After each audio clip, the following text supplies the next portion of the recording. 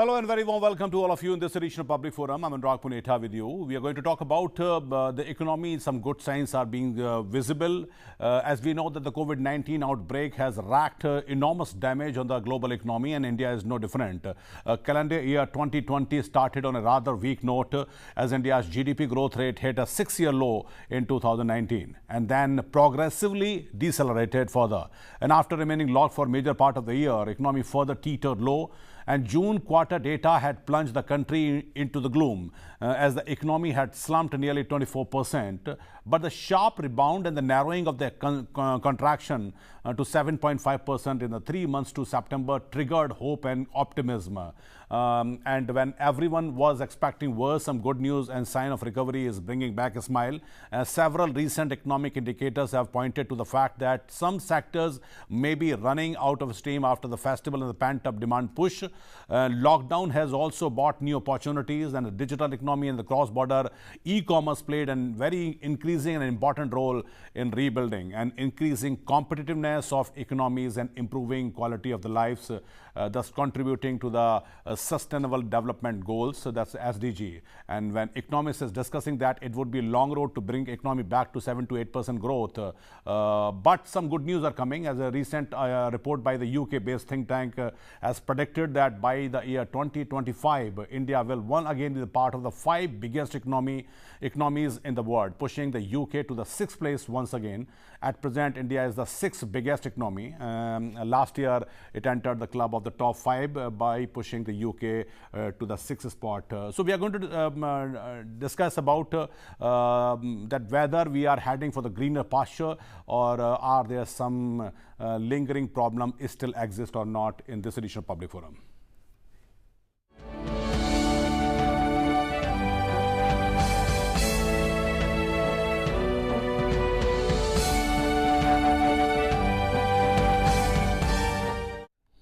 And joining me for the discussion, senior journalist Mr. Shishir Sinha has joined me. Very warm welcome to the show, Shishir.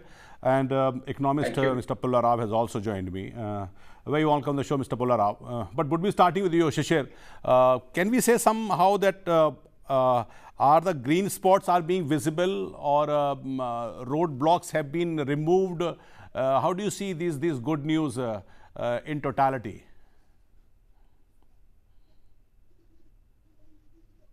Shishir, am I audible to you? Okay, there is some problem in the connection to the Shishir Sinha. My question to you, Mr. Pullarao, how do you see these reports that economy is bringing back their smile, and there's some really good indicators? Absolutely. The economy, everybody was surprised in the last 15 days that it is reviving much faster than anticipated. The RBI also in its article released such a prediction and satisfaction that the government had taken the right policies at the right time, and the RBI also worked in tandem with the government. So therefore, there's a lot of satisfaction. In fact, by the 4th quarter of this year, financial year, it is expected that growth will be positive. This was never anticipated, say, 6 months ago. We can obviously say that many good things have happened even during the pandemic, during coronavirus. Some beneficial things have happened. And the government's timely steps, whether it's Atmanirbhar or various other financial infusions into the economy, that we were able to get organized. And it has affected the economy very positively. And we are now seeing it within every sector. And mind you, I must remind you that one sector worked throughout this. From March onwards, the agriculture sector, which contributes 18% of our income roughly, and has 45% of the people, never stopped working. So things went on well. And the retail business also is picking up. The Retail Association of India, which has 50,000 odd members, has said that everything is expected to be normal. Yes, of course, there are some dark clouds. The major worry being whether we will be able to control coronavirus, see that there is no second surge, third surge, and these kind of things. Since the economy has been direly affected by coronavirus, government should keep a more intense watch on this disease and see that the vaccination program starts well and goes on fast. Because once you control coronavirus, business sentiment also will increase. Right now, every industry source association says that sentiment is up because coronavirus is going down, infections are going down, fatalities are down, and therefore this is adding to the sentiment. And demand is picking up in all sectors. Automobile sector is also picking up, and Okay, we okay. hope that construction picks up in a big way so that employment surges. So all in all, we can say a small statement of Prime Minister Modi ji. He said people used to say earlier, why India? And now they're saying, why not India? He says we have rolled out so many concessions the last Okay, 6 months, okay, reduced okay. corporate taxes, other taxes. So a very positive ecosystem is there, and we can feel confident that we have been able to meet the challenges in the economy thanks to coronavirus on all sectors. Okay, okay, okay. Shishir, your take on, I asked you about that green shoots are being visible, but can we say somehow the dark clouds are over, or are you still a little skeptical about these all very goody-goody reports about the economy is coming back on track?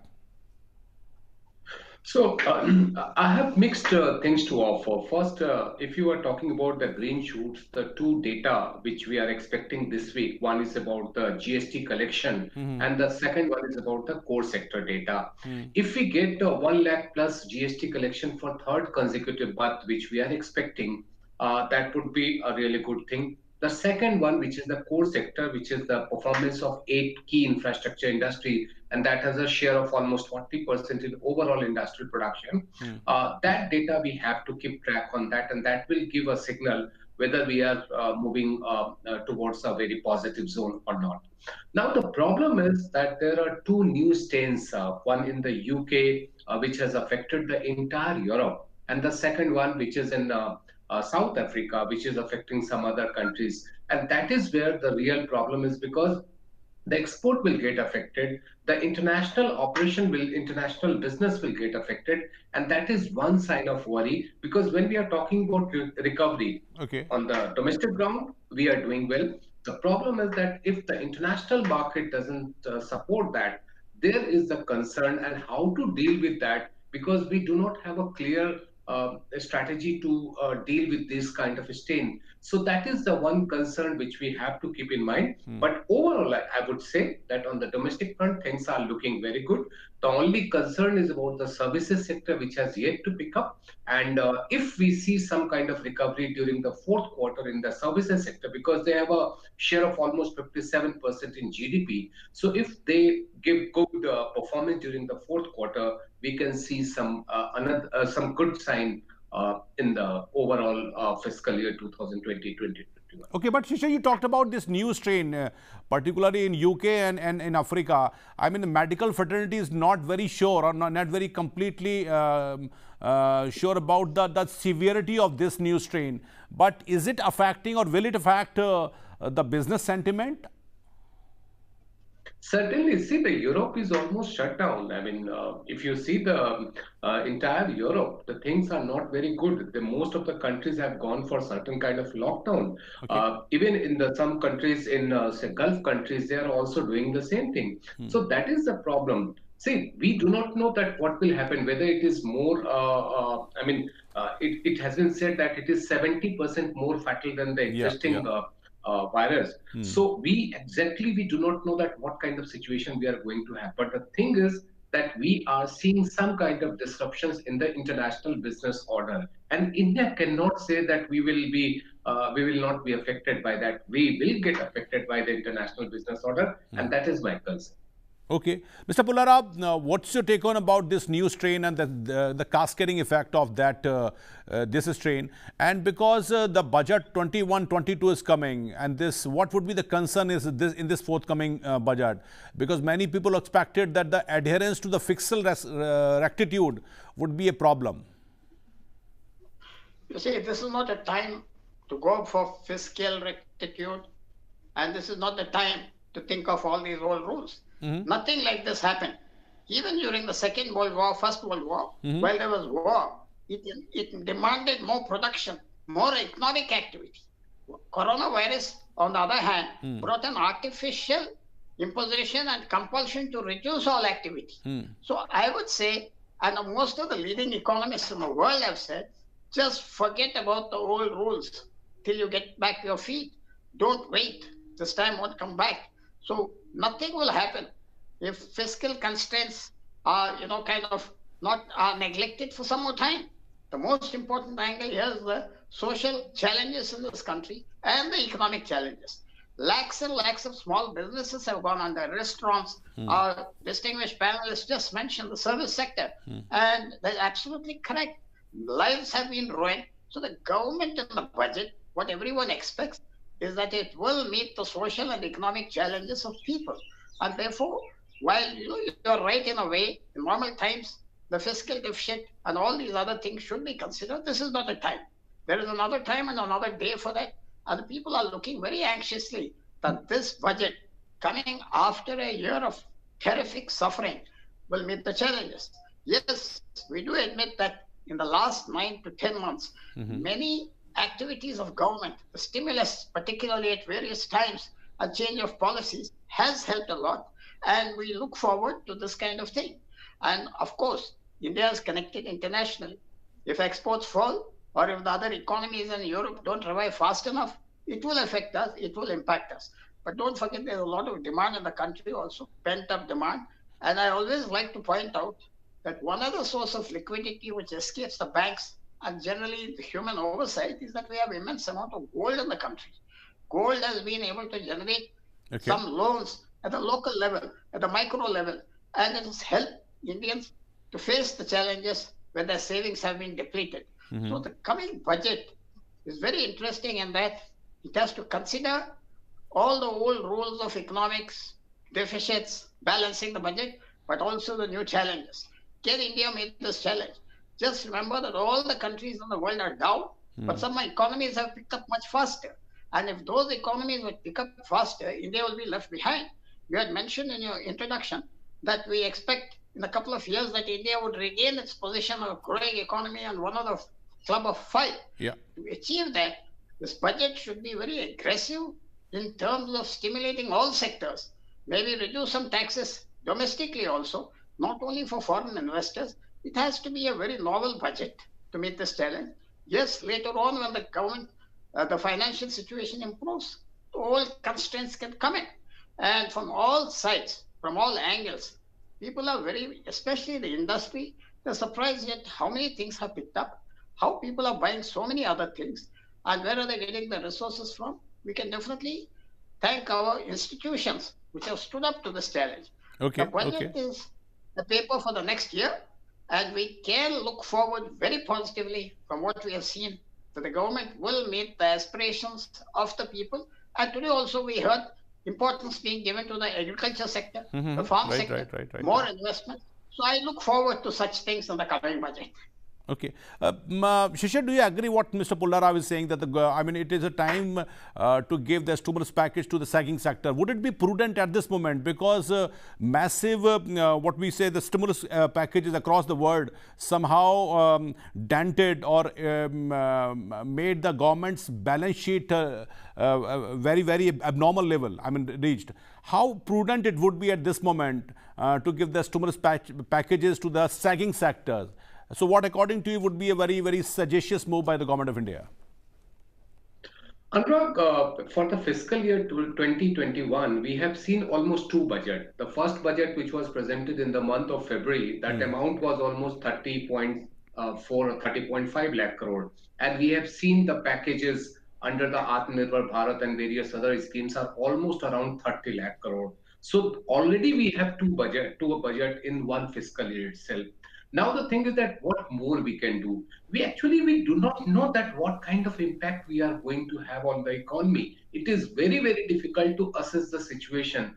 You see, we have almost 6.5 crore of MSME unit. How many MSME units are still in a closure state, or how many have come back? It is very difficult to say. So at this moment, we do not have to think about the fiscal deficit word per se, because this is not the time to think about what the FRBM Act has said. Forget about that. During the last 16 years of FRBM Act, we have seen so many pauses.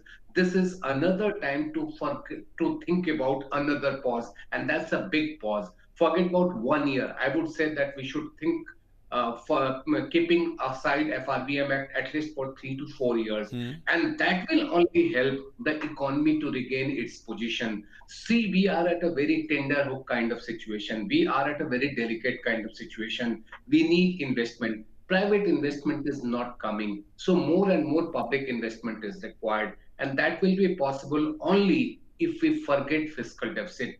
So I totally agree with Pullarao sir that this is not the time to think about these number 3% of GDP or 3.5% of GDP. Forget everything. Just pump in money. Just pump in money. This is the time. And no economist can suggest that what kind of a stimulus we need 20 lakh crore, 30 lakh crore, 40 lakh crore, 5% of GDP or 8% of GDP. Okay. No, there's no fixed size of that. We just have to think about how to bring the economy back on the track. If I asked you again about in common man's parlance, you talked about FRBM Act. India's adherence to the FRBM Act has been detrimental according to you or not? See, FRBM Act, what did they say? In a normal kind of situation, say economics, the economics theory of economics says that if other thing remains the same, so any act will be applicable or any act will be good only if the things are normal.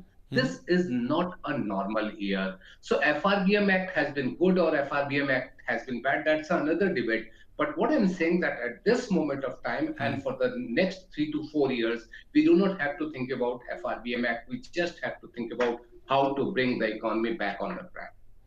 Okay. Thank you very much, Shishir, for joining me. I mean, you have to go.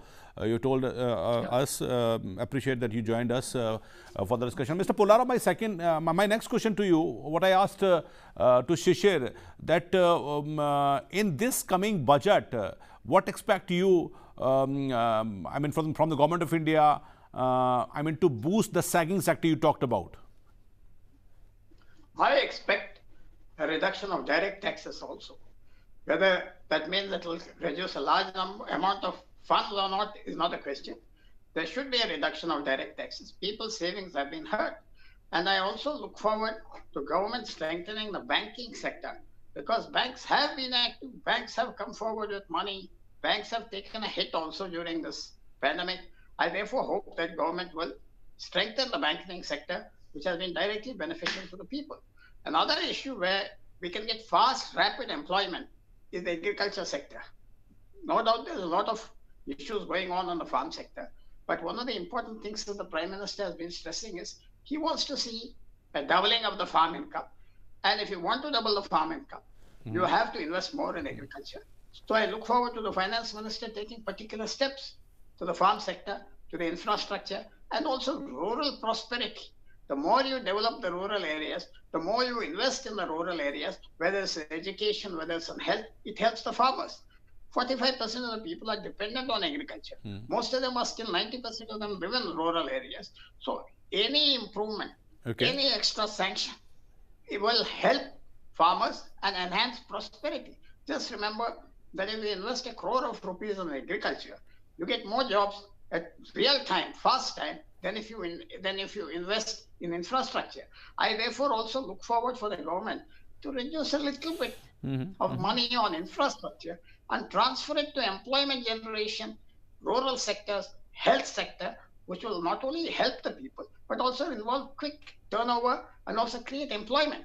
Infrastructure demand is low now because the pandemic has reduced various things, automobile, transport, tourism, service sector. So why not hold on to the roads and other things for a little while, invest the money in other sectors, which will help the government, which will get revenues, and which will create confidence in the economy for the Indian people so that they spend money.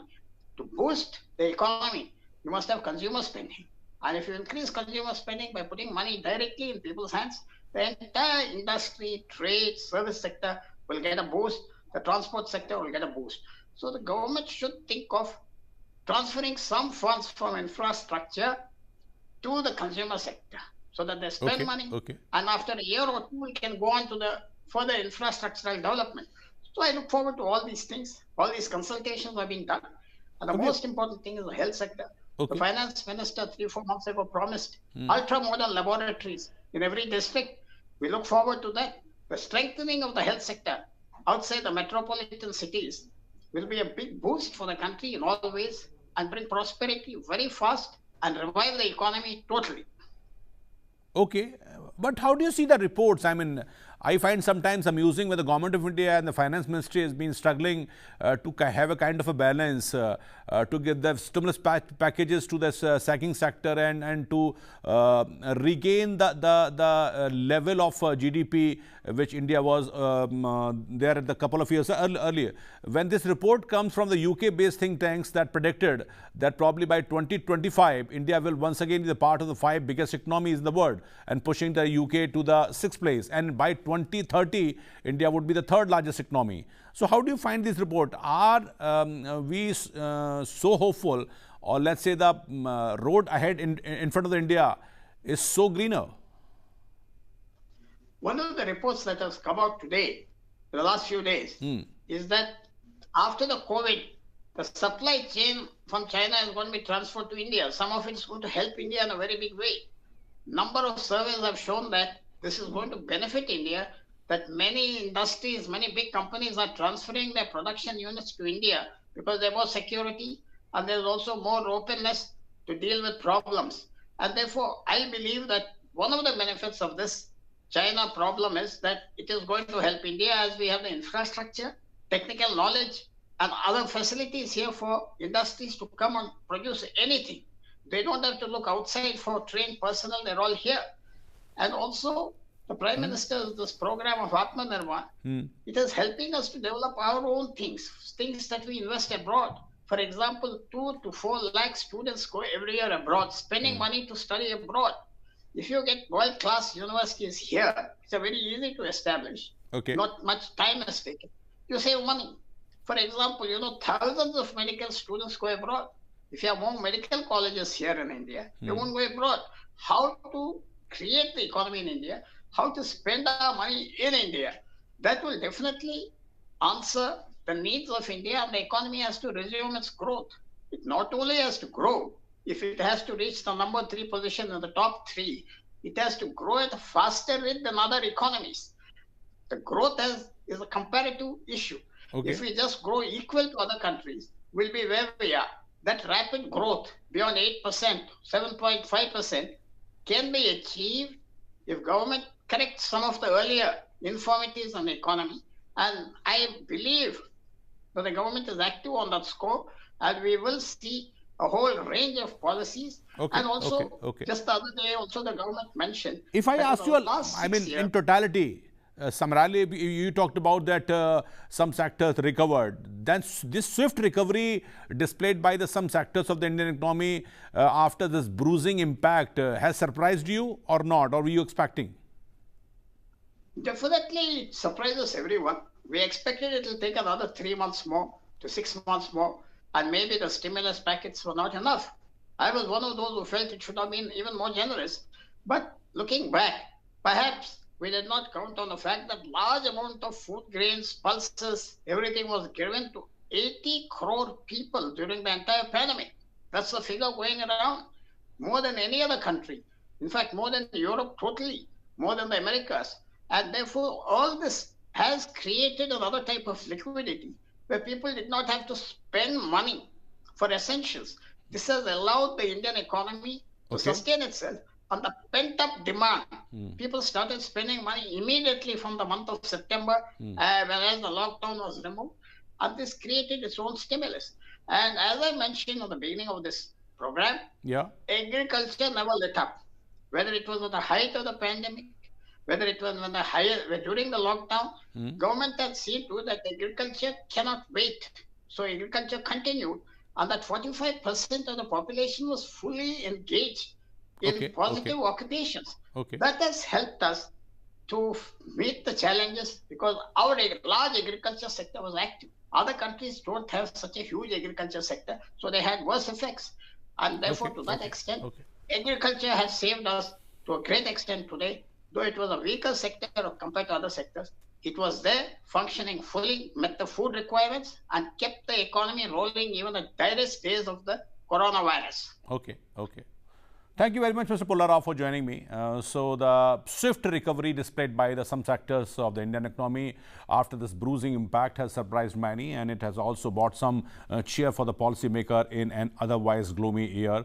That has remained, most part of the year has remained locked, and it has a very cascading effect, a negative effect. So the green shoots are being visible, but what we can say that somehow some imbalances are still persist. So Government of India has to work on that as well, and that may bring some relief in coming months. That's all we have in this edition of Public Forum. Thank you very much for watching.